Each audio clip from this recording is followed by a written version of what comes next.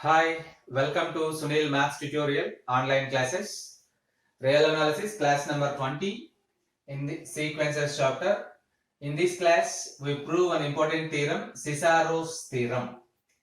The statement of Cicero's theorem is, if limit n tends to infinity an is equals to a and limit n tends to infinity bn is equals to b, then limit n tends to infinity a1 bn plus a2 bn minus 1 plus and so on plus an b1 by n is equals to ab. The sequence an converges to a, the sequence bn converges to b. Then you have to show that limit n tends to infinity a1 bn plus a2 bn minus 1 plus and so on plus an b1 divided by n is equals to ab. You observe that the terms in this one a1, a2 and so on an, it is in increasing mode. bn, bn minus 1 and so on b1, it is in decreasing mode. So we prove this theorem. Proof: complete derivation given that limit n tends to infinity an is equals to a and limit n tends to infinity bn is equals to b. To prove that limit n tends to infinity a1 bn plus a2 bn minus 1 plus and so on plus an b1, let us define a sequence. Let us define a sequence alpha n is equals to an minus a.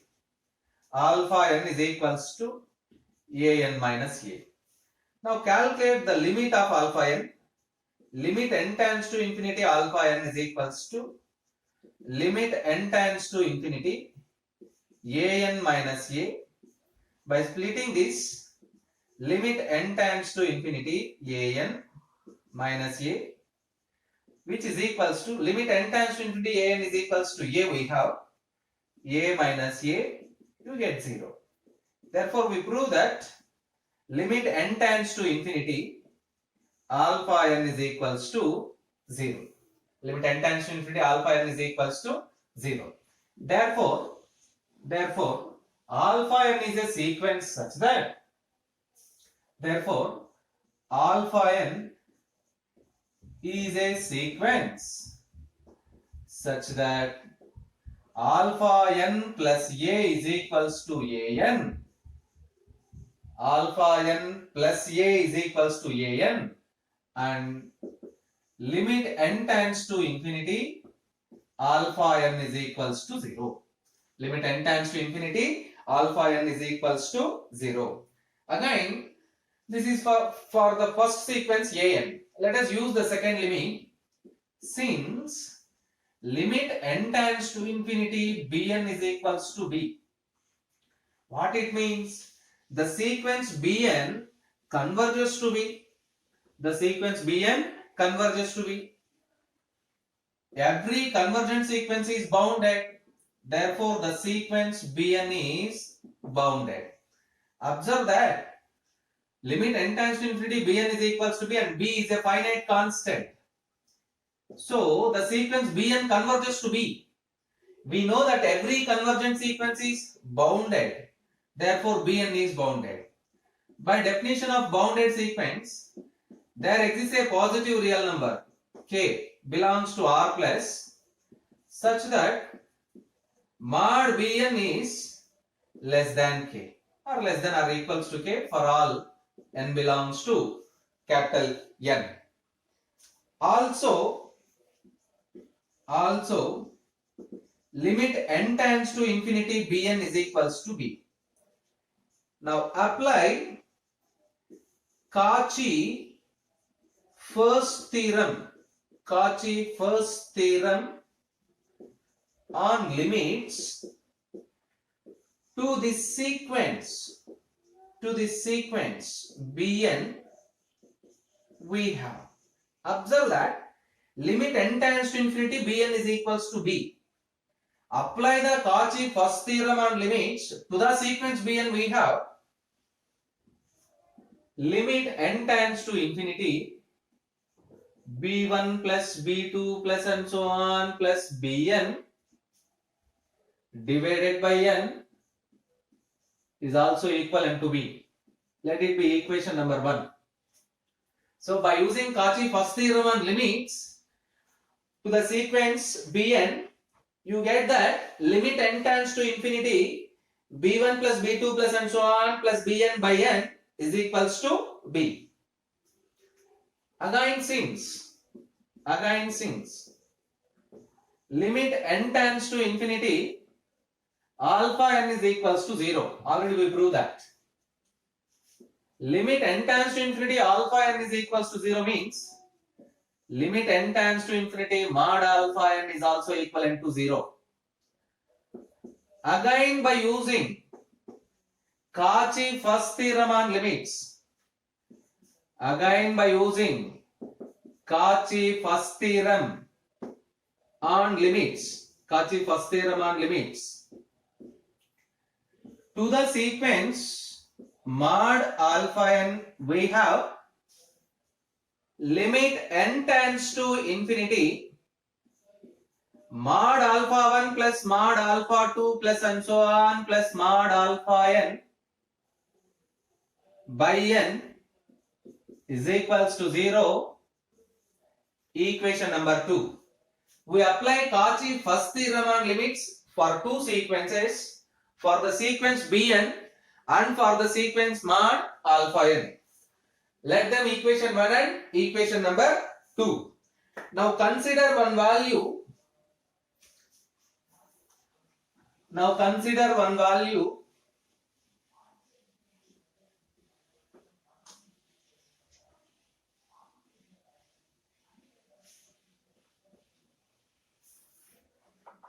Modulus of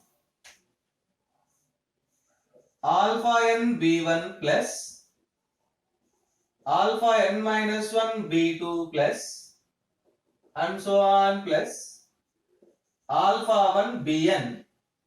Now consider one value alpha n let us write the reverse order alpha 1 bn and so on. Alpha 1 modulus of alpha 1 bn plus alpha 2 bn minus 1 plus and so on plus alpha n b1. This is always greater than or equals to 0, modulus of any number. Divide this term by n. Again you get same greater than or equals to 0. What it means?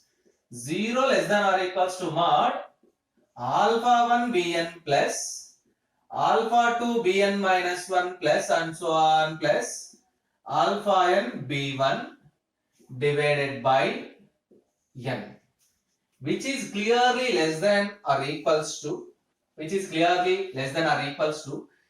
you split the terms term by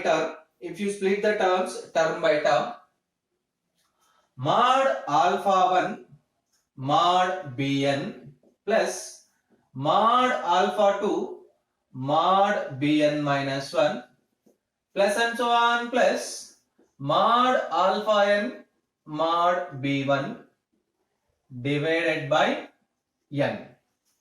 Already we proved that the sequence Bn is bounded. What it means? Mod Bn is less than k for all n.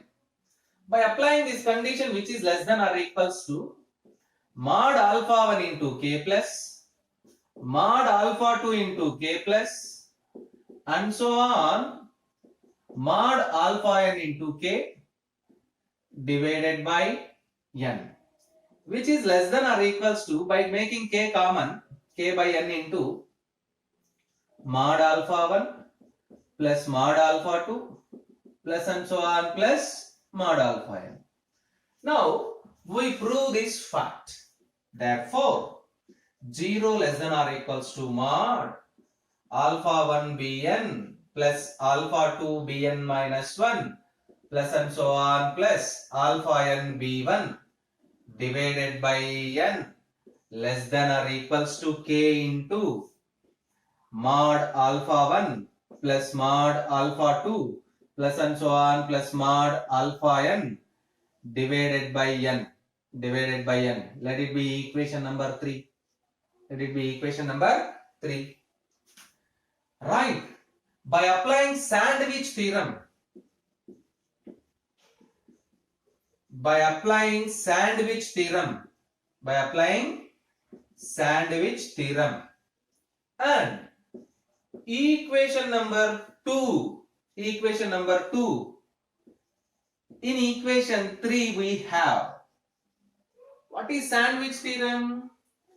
If un less than or equals to tn less than or equals to sn and limit un is equals to L, limit Sn is equals to L, then the middle term limit Tn also equivalent to L.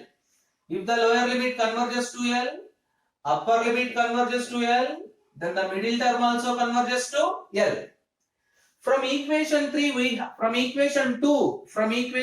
we have limit n tends to infinity mod alpha 1 plus mod alpha 2 plus and so on plus mod alpha n by n is equals to 0.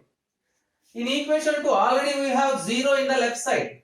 So the upper limit tends to 0 as n tends to infinity. Lower limits also tends to 0 as n tends to infinity.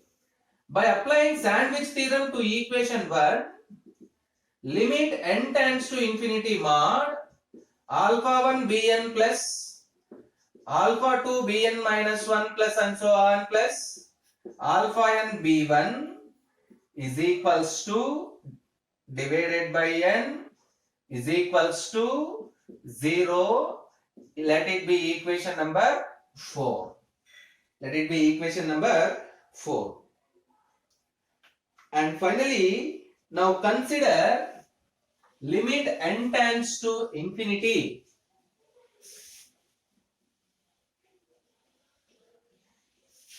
Now consider limit n tends to infinity. Limit n tends to infinity. Mod alpha 1 bn, not mod alpha 1 bn. Actually, you need to prove that a1 bn plus a2 bn minus 1 plus a3 bn minus 2, a1 bn, a2 bn minus 1 plus a3 bn minus 2 plus and so on plus an b1 divided by n. This limit is equals to limit n tends to infinity. We define a sequence in the initial stage alpha n plus a is equals to an. So alpha 1 plus a is equals to a1, alpha 2 plus a is equals to a2 and so on. Alpha n plus a is equals to an.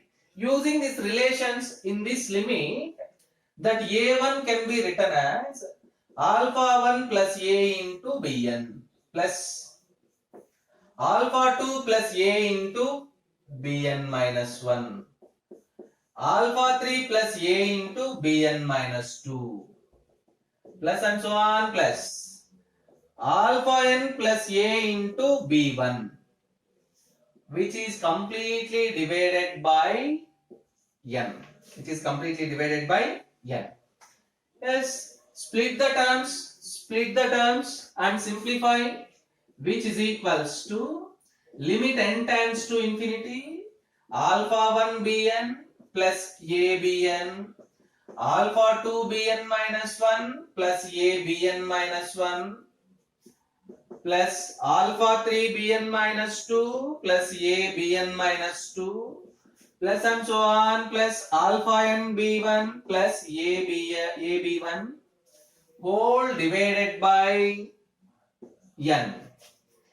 Now separate the limits and by making a common, limit n tends to infinity alpha 1 bn plus alpha 2 bn minus 1 plus and so on plus alpha n b1 divided by n plus limit n tends to infinity by making a common bn plus bn minus 1 plus bn minus 2 plus and so on plus b1 divided by n.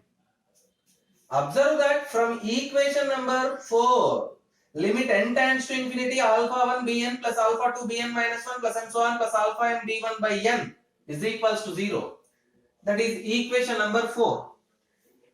By applying that equation 4, this first limit completely becomes 0. We know that equation number 1, in the same theorem, in this theorem, equation 1 is limit n tends to infinity b1 plus b2 plus and so on plus bn by n is equals to b. By applying equation 1 here, you get ab, which is equals to ab.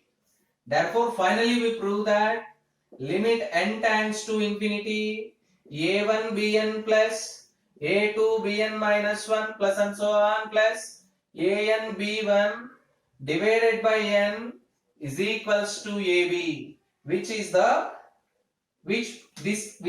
required limit in Cicero's theorem. This completes the proof of the Cicero's theorem.